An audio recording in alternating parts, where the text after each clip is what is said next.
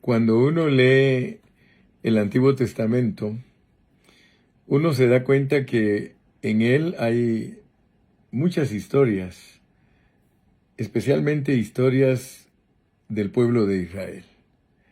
Todos nosotros los cristianos sabemos que cuando la Biblia empieza a narrar la historia del pueblo de Israel, por lo menos nos presenta 120 años de historia del pueblo de Israel, en donde Saúl fue su primer rey, David fue su segundo rey y Salomón fue su tercer rey.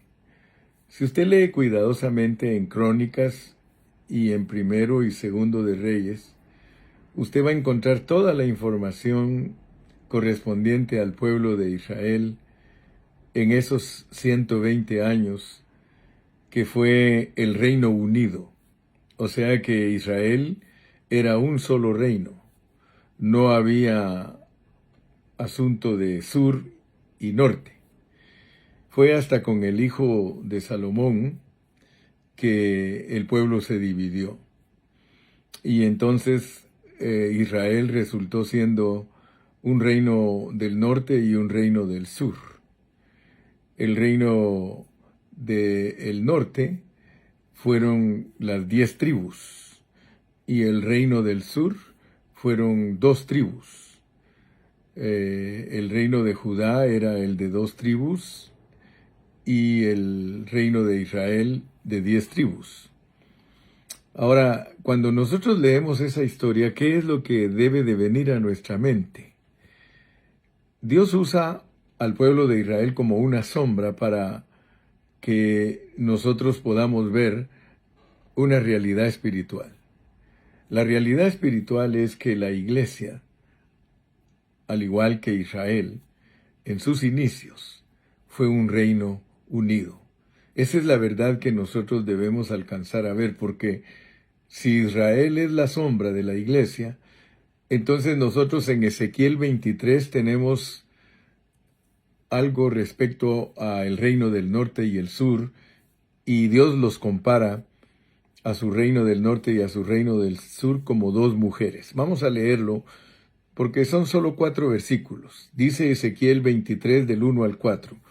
Vino a mí palabra de Jehová diciendo: Hijo de hombre, hubo 2 mujeres, hijas de una madre, las cuales fornicaron en Egipto, en su juventud fornicaron.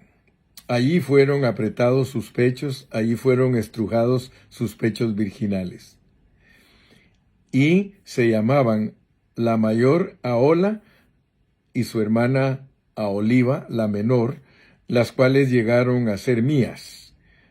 Y dieron a luz hijos e hijas, y se llamaron Samaria, Ahola, y Jerusalén, Aholiba. Bueno, esta historia nos ayuda a nosotros a entender algo, porque Ezequiel se refiere a Ahola y a Aholiba y las identifica como Samaria, la capital de Israel, y Jerusalén, la capital de Judá. Ellas eran hermanas y eran hijas de una misma madre, porque Israel y Judá eran originalmente una sola nación, Israel. Los significados de los nombres tienen algo muy especial.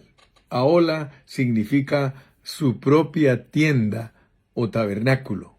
Fíjese pues, su propia tienda o tabernáculo. Samaria tenía un lugar de adoración separado del templo de Jerusalén. Aholiba significa mi tabernáculo está en ella, y eso representa a Jerusalén, donde Dios estableció su culto. Entonces, para nosotros los cristianos es muy importante entender todas estas figuras, porque estas figuras nos sirven a nosotros para entender que en su inicio la iglesia también fue un reino. Eran uno solo todos los cristianos, no había divisiones entre ellos en la manera de tener un reino del norte y un reino del sur. Pero aquí nos enseña entonces Dios a través de esta figura que aunque los hermanos quizá no lo desearon conscientemente, se dividieron, porque aquí hay una división soberana. Dios soberanamente dividió al pueblo de Israel en 10 tribus y 2 tribus. Hoy día, nosotros podemos estudiar la historia de la iglesia. Y si estudiamos la historia de la iglesia, nos vamos a dar cuenta que la iglesia, le estoy hablando lo que es la iglesia genuina de Dios, la iglesia genuina de Dios, que está representada por las 7 iglesias en Apocalipsis, con todos sus problemas, con todas sus deficiencias, con todas sus fornicaciones, etcétera, etcétera, etcétera. Allí está la iglesia en Apocalipsis, capítulos 2 y 3. En esos 2 capítulos se nos presentan las 7 iglesias, y si usted nota, esas iglesias muestran la perversión de la desunión, la perversión de el apartarse unos de otros. Hoy día, miles de grupos de cristianos, y cuando le digo miles, no le estoy hablando de iglesias locales, sino miles de maneras de pensar. ¿Qué es lo que sucedió? Si usted lee cuidadosamente, dice, las cuales fornicaron en Egipto en su juventud. O sea que la iglesia, desde que fue jovencita, desde recién iniciada, la iglesia se volvió fornicaria y apóstata. Y eso es lo que nosotros tenemos que entender.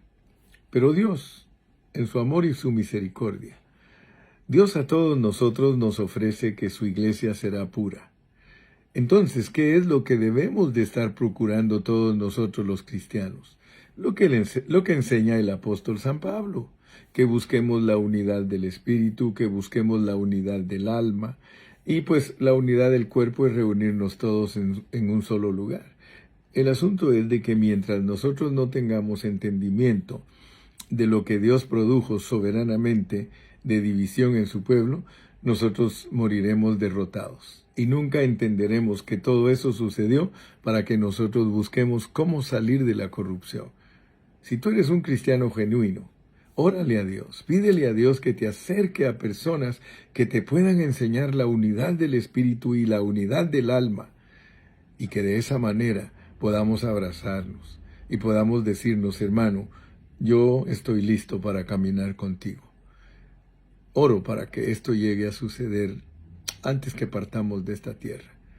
Yo te puedo decir que estamos lográndolo. Ya muchos siervos de Dios estamos lográndolo porque ya hemos entendido lo que es la unidad del espíritu y la unidad del alma, la unanimidad. Y la hemos procurado y la estamos buscando y la estamos disfrutando. Yo no te digo que te unas a nosotros. Investiga lo que predicamos, escucha lo que predicamos, y luego, si Dios te dirige para que participes de esta gran bendición que estamos participando nosotros, como dicen en México, pégame el grito. Que Dios te bendiga y te guarde hasta la próxima.